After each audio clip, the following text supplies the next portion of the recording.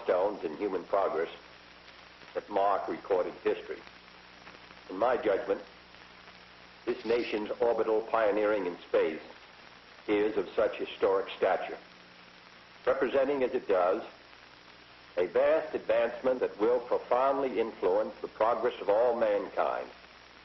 It signals also a call for alertness to our national opportunities and responsibilities. It requires physical and moral stamina to equal the stresses of these times and a willingness to meet the dangers and the challenges of the future.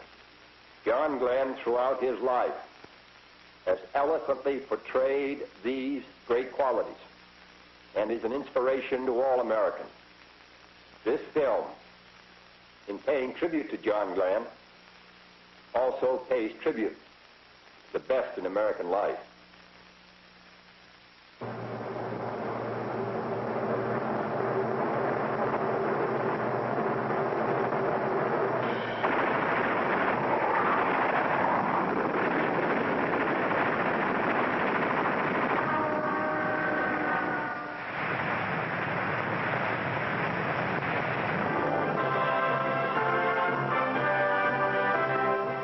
Concord, Ohio wasn't on many maps until February 20th, 1962. It came to fame in a single day with an American adventure that history will call the John Glenn story. Fashioned in the American image, this pleasant little city typifies a nation's ideal way of life. A man might make a good life here in the circle of family and friends. And a boy might let his imagination soar.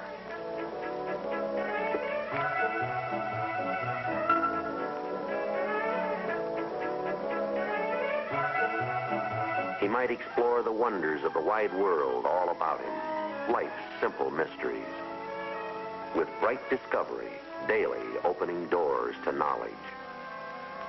He can look away to distant places, to exciting adventures, hidden only by the horizon and the future. Like this boy, like boys everywhere, young John Glenn dreamed of the future as he looked to faraway new frontiers. Why, he might even learn to fly. This town and these people, they knew John Glenn as a schoolboy, as a teenager, and as a neighbor. Like Mayor Taylor, they followed his career as he blazed a trail across the high sky. I watched John Glenn grow up from a freckled-faced, red-headed lad into the man you all know today.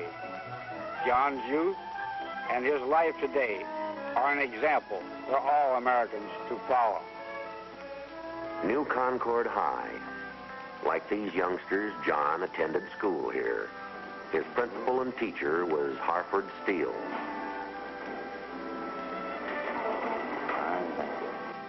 He was an excellent student, and he graduated with honors from our high school. I taught Johnny and hundreds of others that our democracy is a priceless heritage, and that we should preserve, protect, and if at all possible, make some contributions to it. He has made a significant contribution in his mission in space. And this fine new school in New Concord, it's the John Glenn High School, with its first graduating class receiving diplomas. Young John helped his father about this shop when he wasn't in school, or acting as lifeguard in the summer at High Y Camp or at college.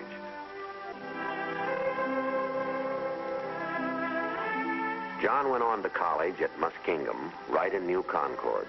The high regard of the college is expressed by its president, Dr. Glenn McConaughey. John's conquest of space has captured the hearts and the imagination of all Americans. So have his superb qualities of leadership, moral and physical strength, and emotional stability. John found time for athletics, winning 4 high school letters.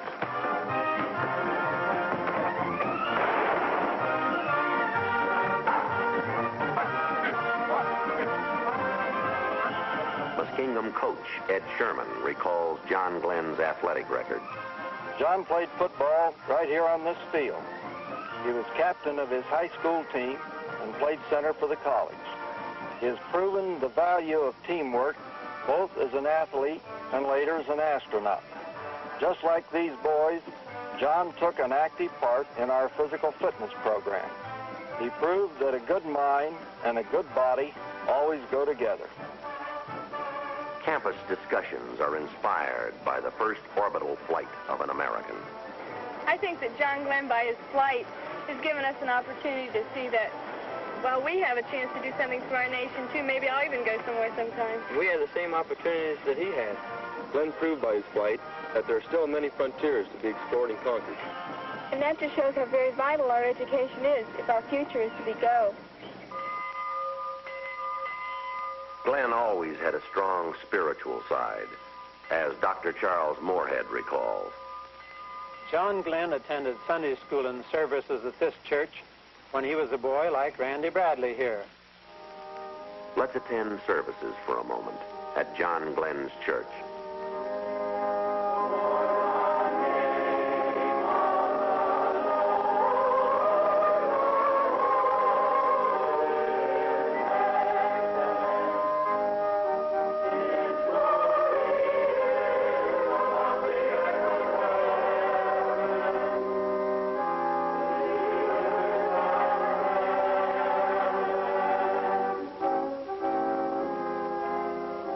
John and Annie were married at this church by Dr. Henry Evans. They made a most handsome couple. John in his Marine uniform, Annie a beautiful, happy bride. They both recognized the importance of the spiritual things of life as well as the mental and physical. The trial is also great for those who wait, as recalled by Annie's parents, Homer and Margaret Castor. Johnny's orbital flight was a real test of courage for Annie, too. She was a very brave girl. Annie had complete faith in the space program, just as she had confidence in everything Johnny set out to do. This house was home for John Glenn. John Glenn Sr. and Mrs. Clara Glenn are gratefully proud of their son's accomplishments. John was fully prepared for his orbital flight, as were the other astronauts and the entire team. In a way, John has been preparing all his life for his venture into space. As a small boy, his idea of a holiday was a visit to the airport. And when he grew up, it was no surprise to us when he decided to learn to fly. Flight commanded young John's major interest. He had to learn to fly. World War II interrupted college. He received his first flying lessons from pilot Harry Clever. This is John's flight record with my comment after his first flight, which was eager to learn, relaxed, alert, and good coordination. He certainly has retained these flight qualities right into outer space.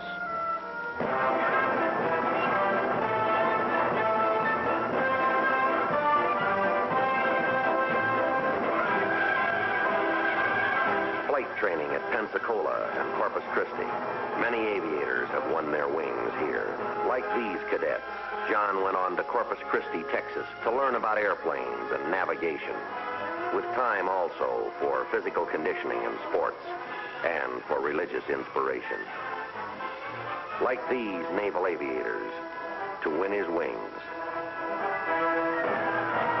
The Navy's thorough training prepared Lieutenant John Glenn for wartime action in the South Pacific. Flying 59 missions in Corsairs like these, he joined in blasting enemy targets. Until there was peace, and Glenn returned to Corpus Christi as advanced flying instructor until Korea. Major John Glenn came back to combat to fly 90 missions, to shoot down 3 MiGs.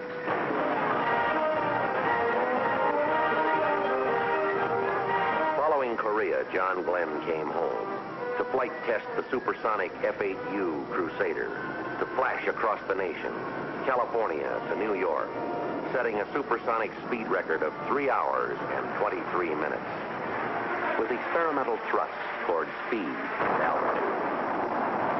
The limitations of time and distance were being brushed aside as experimental planes like the X-15 launched from its Air Force mothership rocket to record-breaking altitudes and speeds.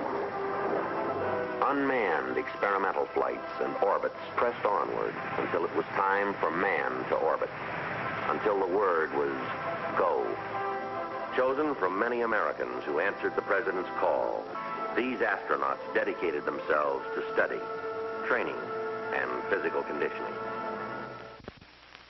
With Alan Shepard learning about weightlessness as it will be encountered in outer space, and Gus Grissom becoming acquainted with the stress of greatly increased gravity, as Wally Schirra masters manual spacecraft control.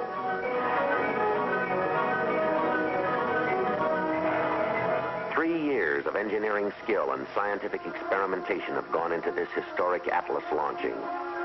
Its component parts have come from countless sources, devised and fabricated by many thousands of technicians in hundreds of United States cities. And this, the motive power, carefully raised to position on its gantry. This, the Atlas, with power to develop 360,000 pounds of thrust, with capability to swiftly lift the spacecraft and its passenger as high as 160 miles, to inject the spacecraft into orbit at 17,500 miles an hour. And now the word is go, as the spacecraft is lifted into its position atop the Atlas. This spacecraft, 6 feet across at its widest heat shield end, 10 feet tall, built to withstand heat shield temperatures of 3,000 degrees Fahrenheit as the wind rushes by at more than 15,000 miles an hour. As the astronaut prepares for space flight, for adventure into outer space.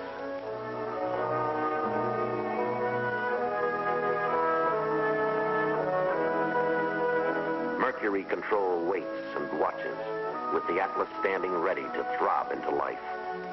Ready. Friendship 7 is ready. And so is John Glenn.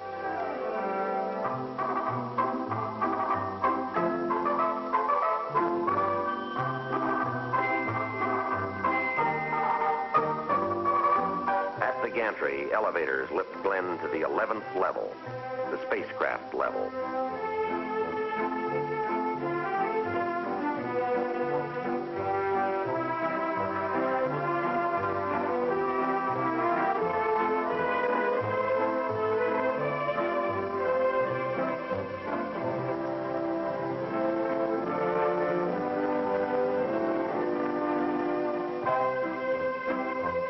Glenn takes his place in Friendship 7, looking towards the unknown.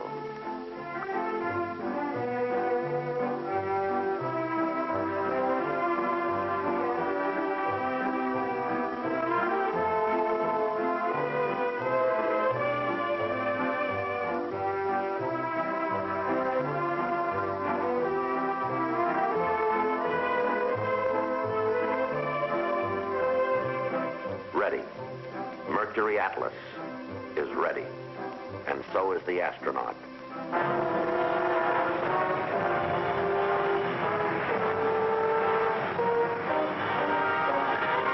The countdown is underway at Cape Canaveral, as all the world holds its breath, and all the world is witness.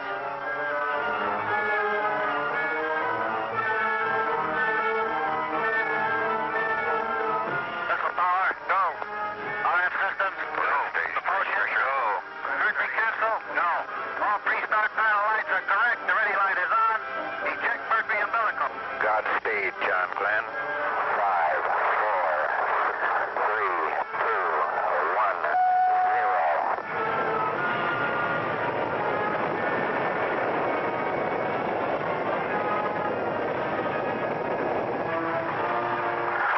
Roger, the clock is operating. We're underway. You're loud and clear. Roger, we're programming and roll okay. A little bumpy along about here.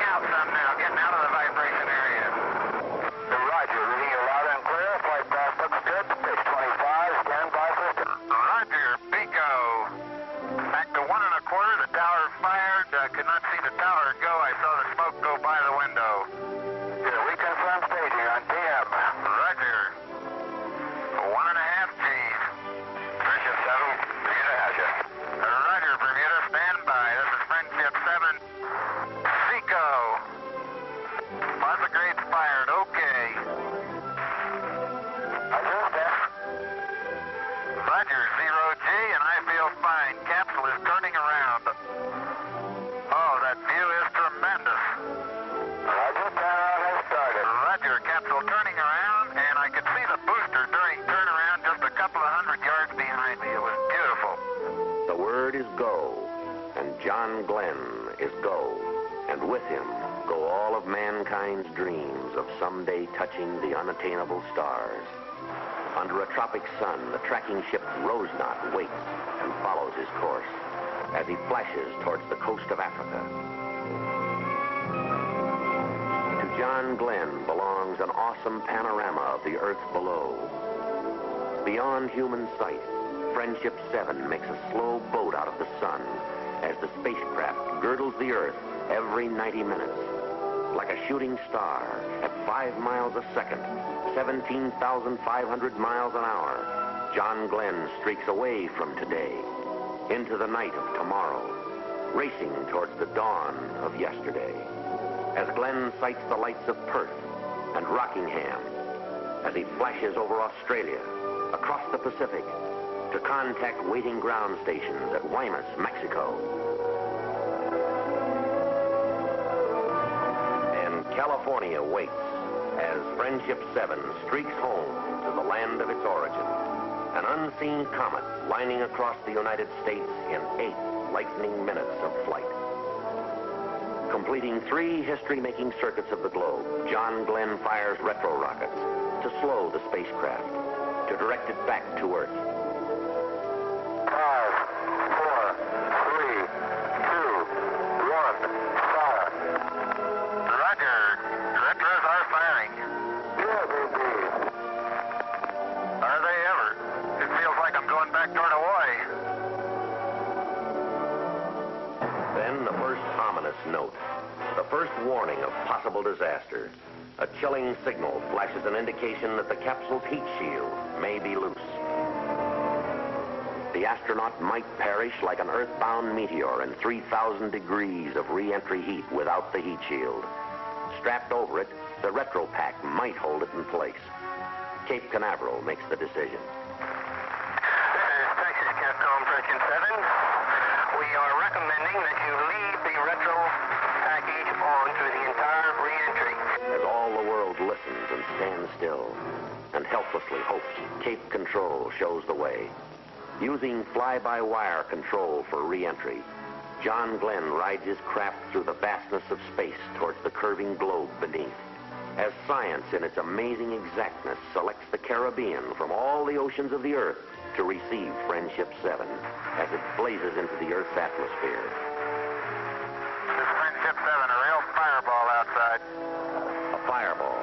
The fiberglass surface of the heat shield is starting to oblate, to melt and vaporize as a glowing electrically charged wake streams back to block off communication as the Earth's atmosphere slows the capsule's descent.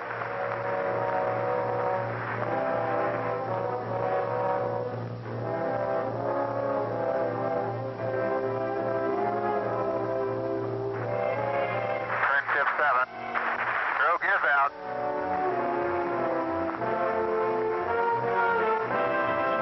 Coming down on 10, snorkels are open. Main chute is on green. Chute is out in reef condition at 10,800 feet and beautiful chute. Chute looks good. Rate of descent has gone to about 42 feet per second. The chute looks very good. Hello, Mercury Recovery. This is Friendship 7. Do you receive? Friendship 7, this is Steelhead. Be advised, I have you visually. Roger. What is your estimate on recovery time? Over. Estimated pickup now at 20 minutes. Over. Landing bag is on green. Friendship 7, ready for impact. Almost down. Here we go.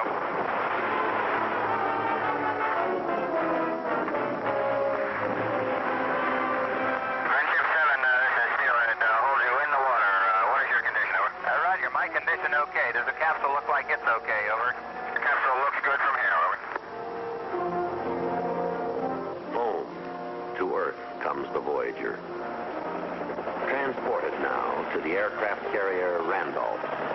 In 4 hours and 56 minutes, John Glenn has streaked through 3 days and 3 nights and over 81,000 miles. Never a journey so far. Never a traveler so welcomed by the world.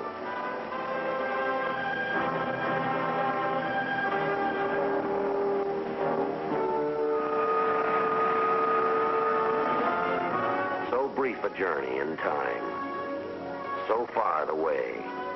So long the hours for those who wait. As Annie Glenn has waited. As all the world has waited. To salute the Glens with Vice President Lyndon Johnson. As the President of the United States arrives at Cape Canaveral to be greeted with John and Annie Glenn by the cheers of thrilled lines of proud Americans. In ceremonies at Mercury Control Center, President John F. Kennedy presents the NASA Distinguished Service Medal to astronaut John Glenn. As Annie and Lynn and David Glenn proudly share applause with the other astronauts and with the world. As John's parents learn firsthand about Friendship 7. As does Marine Corps Commandant General David M. Shoup and the President of the United States. And this rainy day in Washington is a happy day as the President and the astronaut arrive to drive through rain-washed, crowd-flooded streets to the White House for a reception as John and Annie Glenn with Vice President Lyndon Johnson greet distinguished guests, including astronaut Alan Shepard. Godspeed, John Glenn. Godspeed into the future. Into even greater accomplishment. Into the hearts of all Americans. Welcome to Washington. Welcome back to this planet.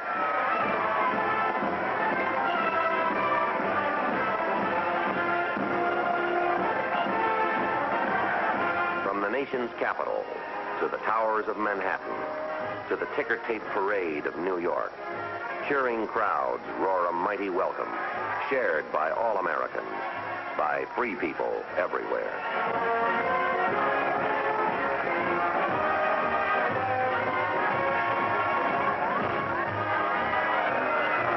And across the land, the scene is the same, and the heart is the same, as John Glenn comes home to New Concord, Ohio.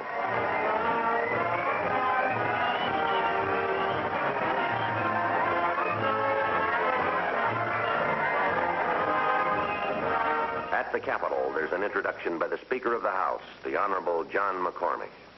Members of the Congress, it is a privilege, and I deem it a high honor, to present to you a brave and courageous American, a hero in World War II and in the Korean conflict, who recently, in a most notable manner, added glory and prestige to our country, the first United States astronaut to have achieved orbital flight, Lieutenant Colonel John Herschel Glenn, United States Marine Corps. Colonel Glenn.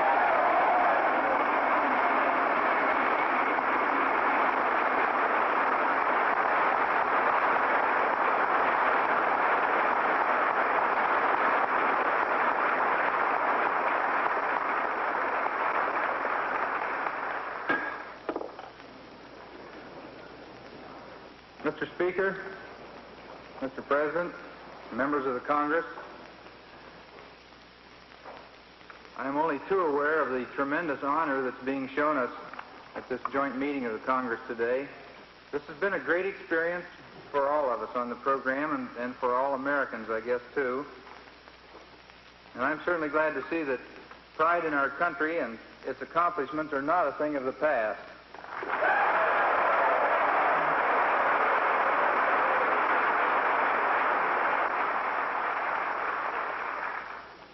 I know I still get a real hard-to-define feeling down inside when the flag goes by, and I know all of you do, too.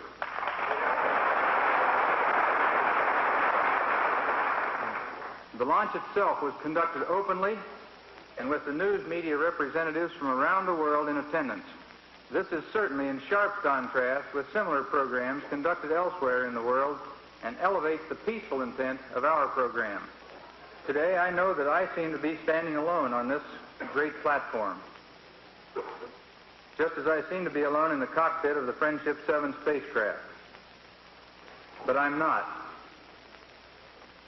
There were with me then and with me now thousands of Americans and many hundreds of citizens of many countries around the world who contributed to this truly international undertaking voluntarily and in a spirit of cooperation and understanding. We are all proud to have been privileged to be part of this effort, to represent our country as we have. As our knowledge of this universe in which we live increases, may God grant us the wisdom and guidance to use it wisely. Thank you. And crown thy good with brotherhood, from sea to shining sea. In the pattern of all our free American traditions, John Glenn's trailblazing venture into space has shown the way for human progress, for brotherhood around the world. His story speaks of people and places and industry, of the greatness that is America. It sings of the unselfish aims of a nation striving constantly for peace, directing all its power and persuasion toward the preservation of freedom. In its majesty and magnificence, this is the land. In all their historic greatness, these are the people. And the John Glenn story is their story. It throbs with a nation's restless energy. It soars with the adventurous spirit of Americans everywhere. Across this vast spread land, in all its towns and cities, on all its far-flung farms and ranches, deep in its reaches of forest and plains, of winding roads and rivers, majestic mountains and lakes and sea-lashed shores, people turn their eyes and hearts toward the high sky, sending their hopes and prayers, riding through space with John Glenn in Friendship 7, as all the world watched and hoped, with mankind's wonderment about the universe, finding an approach at last toward fulfillment. In the John Glenn story.